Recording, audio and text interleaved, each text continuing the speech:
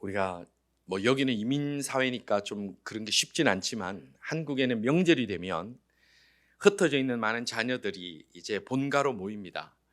그래서 첫째 며느리, 둘째 며느리, 또 첫째 아들, 둘째 아들, 또 사위들 이렇게 모여서 시간들을 보내는데, 유난히 그 자녀들이나 또는 며느리나 사위들 중에 유난히 어머님, 아버님 그러면서 삭삭하게 구는 사람들이 있습니다. 다른 집에는 있습니다. 예. 유난히 삭삭하게 구는 며느리나 사위나 있습니다. 그런데 이 드라마에 보면, 드라마는 꼭 그렇게 얘기를 하더라고요. 그런 사람일수록 유독 집안일을 안 해요. 그래서 그냥 어머님, 아버님 그러고 그냥 그 옆에만 있는데 잘 일을 안 해요. 그리고 그 사람들은 주로 둘째 사위나 둘째 며느리가 그렇게 하더라고요. 여러분들 혹시 둘째 사위나 둘째 며느리 있다고 마음 쓰지 마시고 그냥 드라마에 그렇더라 그러는 거예요. 그런데 이상하게 그렇게 삭삭하게 얘기 잘하는 사람일수록 일도 잘 안 하고 집안일 잘 안 하는데, 근데 집안일은 그럼 누가 하느냐? 늘 무뚝뚝하고 말도 없는 첫째 며느리들이 하고, 말수도 적은 첫째 사위가 와서 그냥 집에 장작 다 펴놓고 가고, 그런 것들을 우리가 흔하게 볼 수가 있습니다. 그러면 당장은 그 시어머니나 시아버님이 자기 앞에서 삭삭하게 얘기하고 막 밝게 웃는 그 사람, 그 며느리를 이뻐하는 것 같지만, 그러나 결국 전국적으로 나중에 그 어른들이 세상을 떠나실 때쯤 되면 그들이 누구 손잡고 갑니까? 그 묵묵하게 일만 하던 그 첫째 며느리 손잡고 세상을 떠나고 싶어 하는 것들을 우리는 많이 보게 됩니다. 왜 그렇습니까? 부모님들은 자녀들의 그 중심을 알기 때문에 그렇습니다. 오늘 우리가 본문에 보니까 예수님 주변에도 참 많은 사람들이 모여 있는데, 특별히 유난스럽게 삭삭하게 대답도 잘하고 비유도 잘 맞추고 분위기도 잘 맞추는 사람들도 많이 있었던 것 같습니다. 그래서 그 주변에 모여서 예수님 앞에 주여 주여 얘기하면서 그렇게 주님 앞에 잘 가까이 있으려고 합니다.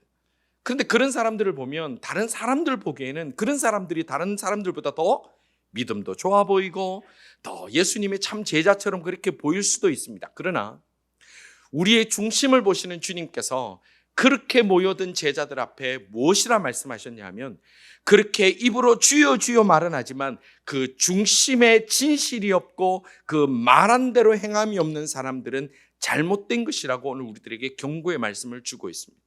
오늘 본문 26절과 27절은 우리 주님께서 주시는 말씀입니다. 너희는 나를 불러 주여 주여 하면서도 어찌하여 내가 말하는 것을 행하지 아니하느냐? 내게 나와 내 말을 듣고 행하는 자마다 누구와 같은 것을 너희에게 보이리라. 아멘.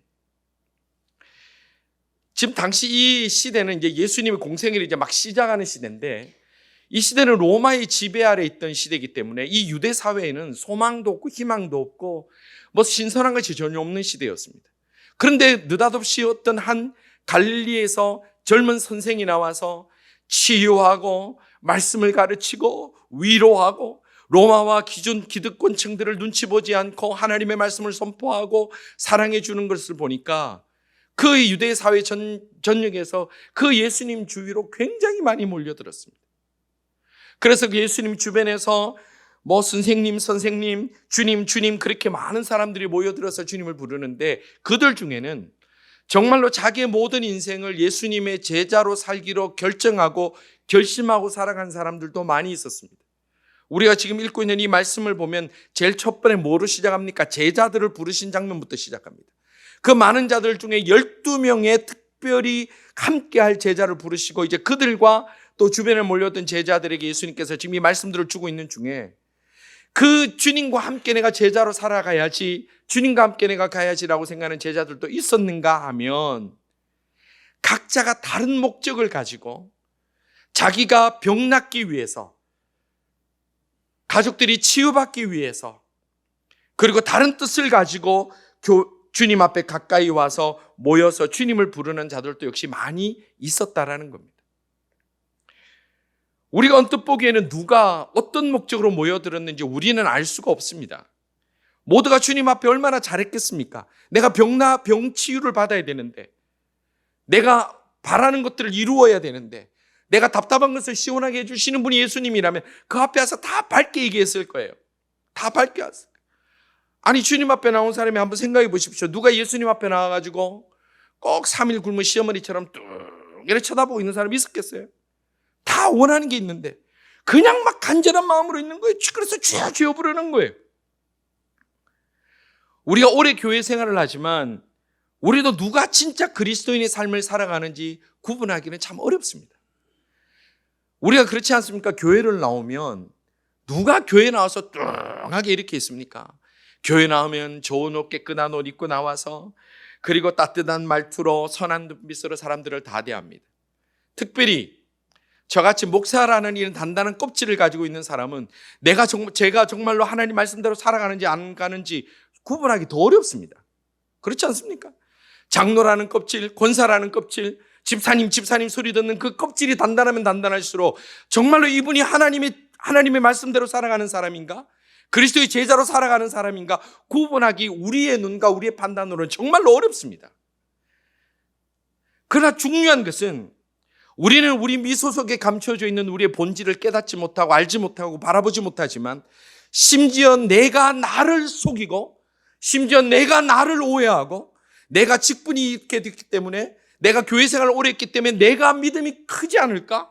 내가 경건하지 않을까? 내가 나 스스로를 착각할 때가 있지만 우리 주님은 우리의 중심을 보시기 때문에 그 단단한 껍질 속에서 우리가 어떤 마음으로 어떤 자세로 주님 앞에 나와 있는지 우리 주님은 정확하게 아시고 그리고 그 구분을 어떤 기준으로 하고 계시느냐 하면 오늘 본문의 말씀처럼 말씀을 듣고 행하는 자와 말씀을 듣고도 행하지 않는 자로 이렇게 나누시는 것을 우리는 말씀을 통해 볼 수가 있습니다. 이 세상에는 중국에만 짝퉁이 많은 게 아닙니다. 중국에는 아파트 현관문인데 너무 예쁘게 만들었는데 뜯어보니까 그 안에 종이로 만들었던 것도 있고 심지어 가짜 계란도 있고 가짜 계란을 만들 만큼 그 정도의 정성과 열심이면 닭을 차라리 키우면 참 낫을 건데 이 생각도 들 만큼 짝퉁이 많아요. 근데 문제는 그 짝퉁이 중국에만 있느냐? 아니에요. 우리의 믿음 생활 속에서 짝퉁이 너무나 많다는 거예요. 다른 사람 얘기할 거 없습니다. 우리가 짝퉁, 우리 지난주 말씀 나눈 것처럼 들보, 그럼 자꾸 다른 사람 생각해요. 저 사람은 가짜야, 저 사람은 짝퉁이야, 저 사람은 들보야. 지금 그 얘기 하라는 게 아니에요. 주님께서 이 말씀을 준 것은 이 말씀을 듣는 우리 자신이 어떤 사람이냐는 거예요. 우리가 우리 자신을 냉정하게 살펴봐야 됩니다. 우리가 우리 자신을 냉철하게 나는 짝퉁인가? 아니면 진짜가 되기 위해서 몸부림치는 그런 제자로의 삶을 살기를 원하는 사람인가? 우리 자신을 돌아봐야 된다는 거예요. 예수님께서 그 기준을 정확하게 오늘 말씀해 주셨습니다. 그 기준은 말씀을 듣고 행하느냐, 말씀을 듣는 것으로 끝나느냐의 기준으로 주님께서 좁혀서 오늘 우리들에게 말씀해 주고 있습니다. 여러분들 오늘 우리는 진품인가요? 짝퉁인가요? 이거는 우리 스스로만 판단할 수 있는 겁니다. 다른 사람이 얘기해서도 안 됩니다. 그렇게 할 수도 없습니다. 그 사실은 내가 알고 우리 하나님이 하시는 중요한 문제입니다. 그러면 예수님께서 말씀을 듣고 순종해라 그러면 무엇을 듣고 순종해라는 얘기인가? 우리가 넓게 이해를 하면 성경 전체에 나오는 우리 주님께서 주시는 말씀, 그 천국 복음은 다 듣고 순종하는 자가 옳다. 우리는 그렇게 볼 수 있고, 그리고 오늘 이 본문의 말씀에 좀 더 협소하게 좁혀서 우리가 이 문맥상으로 말씀을 보면 우리가 지난주 묵상했던 바로 그 말씀입니다. 지난주에 41절에 보면 뭐라고 말씀했냐면 어찌하여 형제의 눈 속에 있는 티는 보고 내 눈 속에 있는 들보는 깨닫지 못하느냐, 이 말씀이에요. 그리고 43절에 이렇게 말씀 주셨습니다. 못된 열매 맺는 좋은 나무가 없고 좋은 열매 맺는 못된 나무가 없나니 너희들은 좋은 열매를 맺는 좋은 나무가 되어야 된다. 주님이 그 말씀을 주시면서 우리에게, 오늘 이 말씀을 듣는 우리들에게, 그리고 그 자리에 모여있던 수많은 여러 가지 목적으로 주님을 바라보고 주여 주여 하던 자들에게 주님께서 주시는 말씀이 다른 사람 눈에 있는 티 신경 쓰지 말고 너 눈에 있는 들보나 신경 쓰라는 거예요. 그 말씀대로 순종하라는 겁니다. 세상에 어떤 열매를 맺든 그 열매로 그 사람을 알기 때문에 좋은 열매를 내지 못한 자신의 모습이 있으면 동의하고 좋은 열매를 맺는 자로 바뀌어져라. 이 말씀으로 우리는 좀 더 협소하게 이 본문을 우리는 이해할 수가 있습니다. 다른 사람 얘기하면요 1000만 명 얘기할 수 있고 100만 명 얘기할 수 있습니다. 중요한 건 내가 어떤 사람이냐는 거예요. 그래서 주님께서 이 말씀 주시면서 이 41절 43절 우리가 그 말씀들을 보면 이게 지키기 쉬운가요? 여러분들 쉽던가요? 남의 눈 속에 티가 보이고 내 눈 속에 들보가 있는데 내 눈 속에 들보를 잘 인식할 수 있던가요? 저도 그게 잘 안 되더라고요. 저도 주변 사람이 잘못한 게 눈에 들어오지 내가 뭘 잘못하고 있는 것을 그건 노력해야 겨우 보지 저도 그게 잘 안 되더라고요. 늘 좋은 열매만 맺는 거 그것도 쉽지 않더라고요.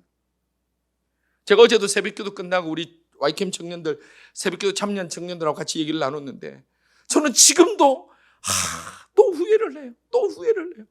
내가 언제쯤 목사가 될까? 언제쯤 후회 안 할까? 언제쯤 내가 뒤돌아봐서 내가 아쉬운 게 없을까? 아직도 그래요. 제가 더더욱 못나기도 했지만 그러나 우리 대부분들이 정말로 내가 다른 사람의 티를 보고도 내 눈에 들보를 먼저 깨닫고 내게 아름다운 열매가 맺지 못하는 가지고 내가 하나님 앞에 바로 서지 못했다고 통회하는 자들이 우리 가운데 얼마가 있을까? 주님이 그렇게 살아야만 된다고 재차 강조하고 계시고 그 말씀을 듣고 당황해하면서 주여 주여 하고 왔다가 주님이 그 말씀대로 살아야 네 제자야 라고 말씀하실 때 당황해하는 그 주변에 몰려들어 있는 많은 자들에게 그렇게 살아야 진짜고 그렇게 살아야 진짜 제자라고 주님 우리에게 말씀하고 계시는 겁니다. 한국의 교도소는요 소지라는 일을 하는 특별한 역할을 하는 사람이 있다고 합니다. 소지. 그래서 제가 뭔가를 봤더니 이 소지라는 일을 하는 사람은 저희들이 왜 우리 학교 다닐 때 당번 이런 거 해보셨죠? 예, 공교육을 안 받으셨습니까? 예, 공교육을 받으면 다 당번, 주번 이런 거 해보셨지 않습니까? 다 반장만 하셔서 안 하시나? 예, 당번 이런 거 했어요. 당번, 주번. 이제 거기도 완장차고요. 이 소지라는 사람들이 꼭 우리 학교 다닐 때 당번 하듯이 주번 하듯이 각 사동 있는 사람들마다 가서 이제 심부름도 하고 그 사람들 필요한 것도 주고 뭐 책도 나눠주고 뭐 배식도 하고 그리고 많이 도와줘요. 근데 이 사회 소지 역할을 하는 사람들 대부분이 그 죄수들 중에 뽑는데 이 사람들은 죄목이 다 비슷하답니다. 주로 그 소지한 사람 누가 하냐면 사기범이나 절도범이 주로 그걸 한대요. 사기범이나 절도범이 주로 하는데 그 교도관들이 이제 그 중에 뽑아서 소지를 시키는데 대부분 사기나 절도. 이유가 뭐냐면 제가 이제 그 뽑는 이유를 얘기했더니 사기꾼하고 이 절도범 도둑놈은요 그렇게 상냥하대요. 그렇게 언제나 싱글벙글없고 친절하게 그지없대요. 막 너무 친절하고. 여러분들 사기꾼 중에 무뚝뚝한 사람 보셨어요? 그러면 그 영업 안 됩니다. 그 사람들 직업 특성상 이 사기꾼하고 절도범은요 삭삭하고 친절하고 행동 빠르고 대답 잘하고 그리고 무엇보다 눈썰미가 그렇게 좋대요. 딱 보기만 하면 저 사람이 지금 뭐가 필요한지 저 사람이 지금 어떤 생각을 하는지 내가 어떻게 하면 이 교도관들이 되게 나를 좋아할지를 너무너무 잘 안대요. 그래서 교도관들이 이 소지를 하는 사람은 절도범이나 그 사기꾼들을 주로 시키는데 그러면 일을 그렇게 잘한대요. 부르면 대답도 잘하고 막 일을 착착착 잘한대요. 자 그러면 그 사람들이 교도소에서 대답도 잘하고 눈치껏 얘기도 잘하면 그 사람들 다 반성한 사람들인가요? 왜 대답도 잘하고 삭삭하게 그렇게 눈치 빠르게 하죠? 그걸 하면 감형 대상이 되기도 하고 특별 외출 대상이 될 수도 있기 때문에 뒤돌아서서 어떤 마음을 가질지 모르지만 그 앞에서만 그렇게 잘하는 거예요. 그러면 교도관들 마음을 시원하게 한다고 기분 좋게 한다고 교도관들이 중요한 열쇠를 맡기겠습니까? 그런 사람들인데 절대 안 맡겨요. 교도관들은 그 사람들이 변하지 않는다는 걸 잘 알기 때문에 맡기지 않습니다. 그 사람들이 친절은 거짓이고 짝퉁 미소라는 것을 잘 알기 때문에 그렇습니다. 성도 여러분, 오늘 우리가 하나님의 말씀을 듣고 그 말씀대로 순종하지 않은 결단이 우리들에게 굳건히 있어야 됩니다. 세상이 박수 받는 거, 세상이 당신 참 믿음 좋은 사람 같습니다.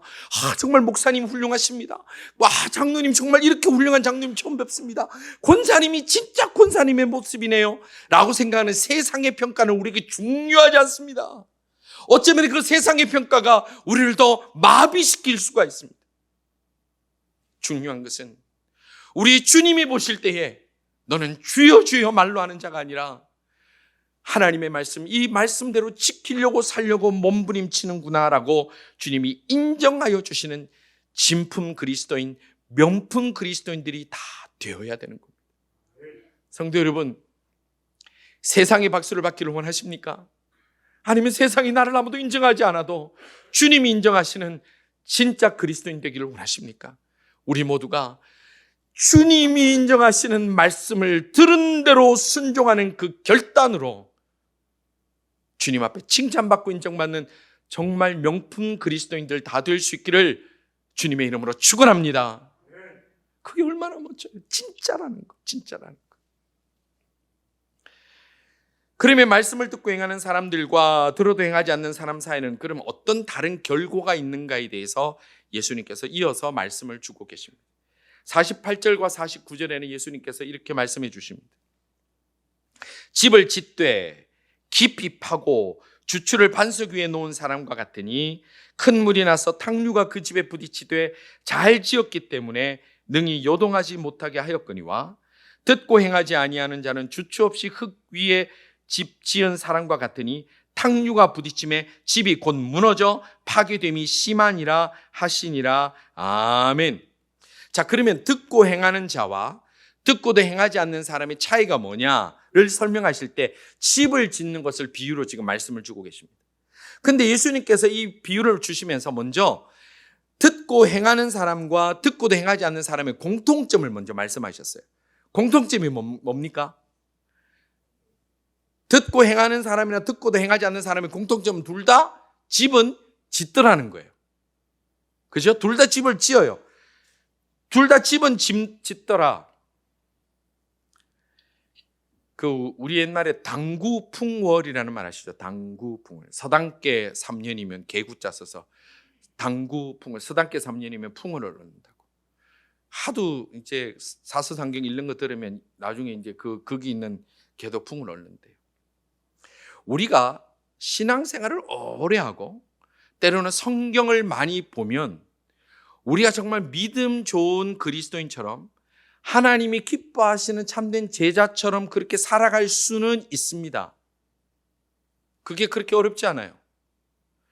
부모님부터 3대, 4대 믿음 생활을 하다 보면 어떻게 사는 것이 교회에서 인정받는 길인지 우리는 본능적으로 알 수가 있습니다. 그것이 어렵지 않고 사람들 눈을 속이는 거 어렵지 않습니다. 그러나 멋진 그리스도인으로 보여주는 것과 정말 변화된 그리스도인으로 살아가는 것은 어마어마한 차이가 있다는 겁니다.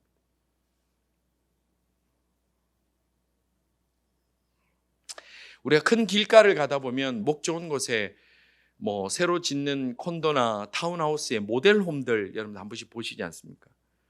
제가 그 모델홈들을 이렇게 지나가다 보다가 이게 밖에서 이렇게 봐도 정말 잘 지어놨어요. 거기 보면 가구도 최고급 가구에 조명도 기가 막히고 특히 그림을 어떻게 그렇게 배치를 잘 해놨는지 보면 와, 나도 저런 집에 살고 싶다 그런 생각이 들어요. 모델 하우스라 그러기도 하고 모델 홈이라고 그러잖아요. 그렇게 돼 있어요. 그런데 아무리 멋지게 화려하게 지은 모델 홈이라도요, 분양이 딱 끝나면 그거는 그냥 다 쓰레기로 버려집니다. 그 화려한 물론 가구는 다 옮기지만 모델홈 끝내기 지었지만 멋지게 지었지만 분양 끝나면 그건 아무 쓸모없이 다 뜯겨버려집니다. 왜냐하면 그 모델홈을 짓는 가장 중요한 목적은 보여지는 거기 때문에 누가 얼마나 잘 보고 부러워해서 이 집을 계약을 하느냐 이게 목적이기 때문에 그 목적이 끝나면 그 집은 흔적도 없이 다 사라집니다. 왜냐하면 그 모델홈은 필요가 없어요. 지을 때부터 맨바닥 위에 그냥 지었기 때문에 아무 바닥에 탄탄한 것도 없어요. 벽도 가짜예요. 자, 그런데 우리가 처음 살 집에 들어갑니다. 처음 살 집에 들어가면 다 엉성해요. 모델홈은 기가 막힌데 우리가 살 집 들어가면 엉성해요. 그냥 페인트나 칠해져 있고 가구도 없고 또 우리가 가진 가구를 넣으면 더 이상하지 않아요? 별로 좋은 것도 없고 그래가지고 분명히 그 모델홈에 볼 땐 TV가 기가 막히게 되는데 우리 집에 갖다 TV를 거기 넣어놓으면 뭔가 이상해요. 그런데 처음에는 엉성해 보이지만 하나하나 꾸며가고 채워나가고 사랑으로 다듬다 보면 그 집이 진짜 집이에요. 거기가 내가 안식할 수 있는 안식처가 되는 거예요. 왜냐하면 그 집은 뿌리를 기초에 든든히 받고 살기 위해 지은 진짜 집이기 때문에 그렇습니다. 그래서 예수님께서 제자가 되겠다고 몰려든 수많은 무리 앞에서 입으로만 주여 주여 하지 말고 들은 말씀대로 행함으로 그 말씀의 뿌리를 받고 말씀대로 살아가고 하나님 중심으로 살아가고 성경 중심으로 살아가고 교회 중심으로 살아가서 가짜가 아니라 모델놈이 아니라 모델하우스 같은 신앙이 아니라 진짜 신앙인으로 좀 엉성하더라도 좀 조그만하더라도 사람들이 박수쳐지 않더라도 인정하지 않더라도 진짜로 살아가야 그리스도의 제자가 된다고 주님이 그렇게 말씀하는 겁니다. 성도 여러분, 우리가 보여주기 위하여 이 땅에 나와서 주님의 이름으로 우리가 그렇게 살아가는 거 아니지 않습니까? 오늘 우리 모든 성도들은, 그리고 우리의 다음 세대들은, 그리고 이 교회가 하나님께서 사용하시는 동안에 우리의 인생과 우리의 가정과 우리의 공동체가 진짜가 되는 그 복을 누리며 살아가는 우리 모두가 되기를 주님의 이름으로 축원합니다. 가짜로 보여주고 싶으면 우리도 이벤트 많이 하고요, 화려하게 치장하고 광고 내고도 얼마든지 할 수 있습니다. 주님이 원하시는 겁니까? 주님은 진짜 그리스도인들이 누군지 우리들에게 물으시면서 우리 한 사람 한 사람이 진짜가 되기를 원하시는 거예요.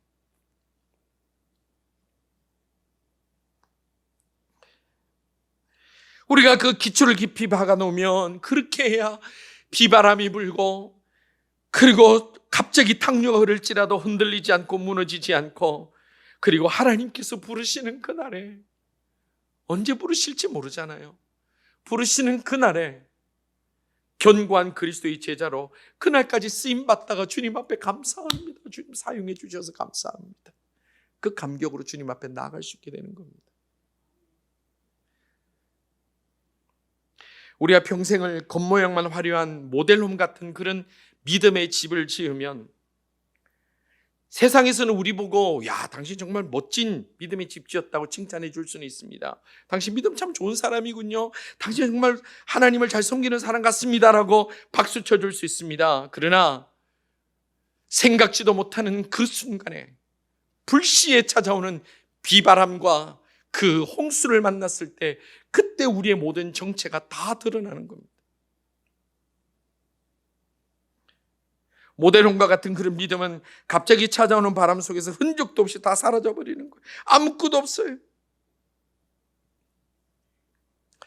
제가 고등학교 때 처음으로 그 머리를 이렇게 세우는 무스라는 게 많이 알려졌어요. 이 무스라는 거 아십니까? 머리에 이렇게 세우는 그 무스라는 게 있어요. 이제 돈이 좀 있는 아이들, 좀 비쌌고요. 돈이 좀 있는 친구들은 토요일 날은 이제 4시간만 수업하고 이제 일찍 가니까. 그럼 탁 나가 이제 거울 앞에서 이제 무스를 가지고 쫙 흔들어 쫙 뿌려가지고 쫙 해요. 우리는 다 공부만 해갖고 저런 거 듣도 보도 못 해보셨잖아요. 까분 애들 그래요. 근데 이제 돈이 없는 아이들은 그 무스를 좀 이렇게 한 번씩 두고 얻는 것도 이게 한두 번이지 잘 안 주, 자존심도 상하잖아요. 남자 고등학생들이. 이제 어떤 애들 어떻게 하냐면 학교 앞에 뛰가면 문방구에 그 풀 아시죠? 하얀 풀. 그게 팔아요. 그거 뭐 100원도 안 했어요. 그럼 어떻게 하면 풀을 가지고 이렇게 해가지고 같이 발라요. 그러면요 똑같아요. 피 안 나요. 풀을 이렇게 막 발라요. 그럼 막 서로 발라줘. 자, 근데 어디서 결정적인 차이가 나오느냐? 토요일 날 4시 끝나고 이제 시내에 놀러 가잖아요. 근데 갑자기 비가 오네. 그럼 무스가 바른 애들은 이게 폭거지능으로 끝나는데 풀을 바른 애들은 풀이 흐른다 흘러주. 저 흐르는 거. 이게 풀이요 물이 묻으면 흰색으로 변합니다. 오늘 좋은 거 배우셨습니다, 여러분들. 하얀색이요 머리를 타고 줄줄줄 흐릅니다. 우리가 평소에 우리의 신앙은 서로가 모릅니다. 알 수도 없습니다. 목사니까 목사 같은가 보다 그러지. 우리가 직분을 가졌으니까 그런가 보다 그러지. 우리가 정말 결정적인 그 폭우를 만났을 때, 탕류를 만났을 때 우리가 어떤 집을 지었으며 어떤 신앙의 모습으로 살아갔는지 그때 다 드러난다고 우리 주님이 말씀하고 계시는 겁니다.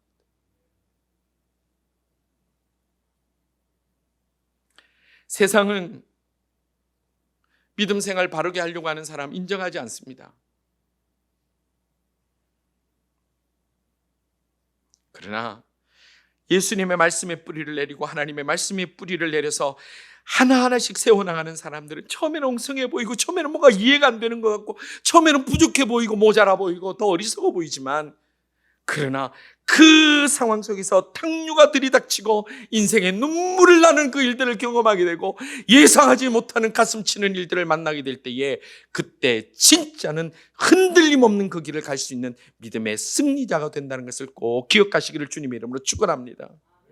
우리가 말씀에 든든히 씁시다. 말씀에 든든히 씁시다. 가짜는 필요 없습니다. 내가 나를 알지 않습니까? 진짜로서 주의 말씀에 뿌리를 내림으로 우리의 어떤 탕류가 인생을 덮치더라도, 우리의 가정을 때리더라도, 그리고 소중한 우리 믿음의 공동체를 거칠게 도전할지라도 우리의 믿음의 주여, 우리를 온전케 하시는 그 주님의 그 두 손이 우리를 꽉 붙들어서 어려운 가운데도 쓰러지지 아니하고 포기하지 않고 눈물 흘리지 않고 폭풍 속에서도 평안을 누리고 폭풍 속에서도 천국 소망으로 주님 부르시는 그날까지 어떤 형편이든 간에 흔들리지 않는 믿음의 백성들로 달려가게 될 줄을 확실히 믿고 나아가시기를 주님의 이름으로 축원합니다. 내 뿌리가 어디 있는지를 알아야 되지 않습니까? 그렇기 때문에 듣고 아는 것과 화려하게 보이는 것으로 만족하지 마십시오. 특별히 오래 예수님 믿으셨습니까? 중직을 받았습니까? 특히 저 같은 사람은 더 화려하게 보이고 싶어하는 유혹 속에 쉽게 빠져갑니다. 그러나 주님 앞에 섰을 때 우리의 모습을 한번 돌아본다면 보여지는 것 말고는 듣고 아는 것, 내가 얼마나 많이 알며 얼마나 화려하게 알며 설교는 이게 틀렸고 저게 잘못했을 때 딱 그렇게 바라보는 걸 떠나서, 물론 제가 틀린 것 집은 얼마나 많겠습니까? 제가 잘 압니다. 그러나 그게 포커스가 아니라 주님이 오늘 나에게 뭐라 말씀하시는가에 대한 그 가슴 치는 간절함으로 주님 앞에 나아갈 때에 듣고 순종하는 자리까지 이르고 성령과 피로서 거듭나고 내 속에 하나님이 채우시는 은혜로 꽉꽉 채워서 우리의 믿음의 집이 하나님 보시기에 함께 하시고 복 주실 만한 집으로 우리가 그 어떤 풍파와 도전 속에서 끄떡없이 나갈 수 있는 믿음의 집으로, 믿음의 사람으로 우리 모두가 다 나가기를 간절히 소원합니다. 특별히 우리 젊은이들, 젊은 가정들, 세상 유혹 많습니다. 교회가 재밌어요? 세상이 재밌어요? 어른들이 하도 대답 안 하니까 젊은 사람도 대답을 안 하잖아요. 세상이 재밌어요. 모르세요? 너무 경건하시네. 교회 와서 지금 가만히 앉아 있잖아요. 세상에 가만히 앉아 있는 데도 없잖아요. 달콤한 설탕 많이 먹으면 죽습니다. 말씀대로 사십시다. 하나님 말씀대로 사십시다. 성령의 피로서 우리 가득 채워서 어떤 풍파와 어떤 도전이 올지라도 흔들리지 않고 끄떡없이 믿음으로 나아감으로 인하여 마지막 날에 최후 승리 얻으며 하나님 인정하고 칭찬받는 진짜 그리스도인들로 이 자리가 꽉꽉 차나가고 우리의 자녀들이 진짜 예수쟁이가 되고 우리의 자녀들이 진짜 그리스도인들로 주님 앞에 크게 쓰임받는 우리 모든 인생과 우리 모든 가정과 우리가 우리 교회 공동체가 될 수 있기를 주님의 이름으로 축원합니다. 기도드리겠습니다. 아버지 하나님, 저희들에게 진짜가 되라고 말씀하여 주시는 것을 감사합니다. 저희들이 말씀을 듣고 읽을 때에 때로는 손해보는 것 같고 불편하고 어리석고 세상이 박수 쳐주지 않을지라도 주님 말씀 앞에 깊이 뿌리받고 내가 순종하기 어려운 그 말씀일지라도 순종하기로 몸부림치며 결단함으로 말미암아 하나님이 든든히 지켜주시는 아름다운 진짜 그리스도인, 명품 그리스도인들이 다 되며 믿음의 명문 가문이 되며 그런 주의 백성들이 모여있는 아름다운 교회가 될 수 있도록 주여 인도하시고 역사하시고 주장하여 주시옵소서. 오늘 또 주님 앞에 이 결단으로 나가는 주의 백성들에게 하늘문을 여시사 세상을 이기는 힘을 주시기를 간절히 원하옵고 예수님 이름으로 기도드리옵나이다. 아멘.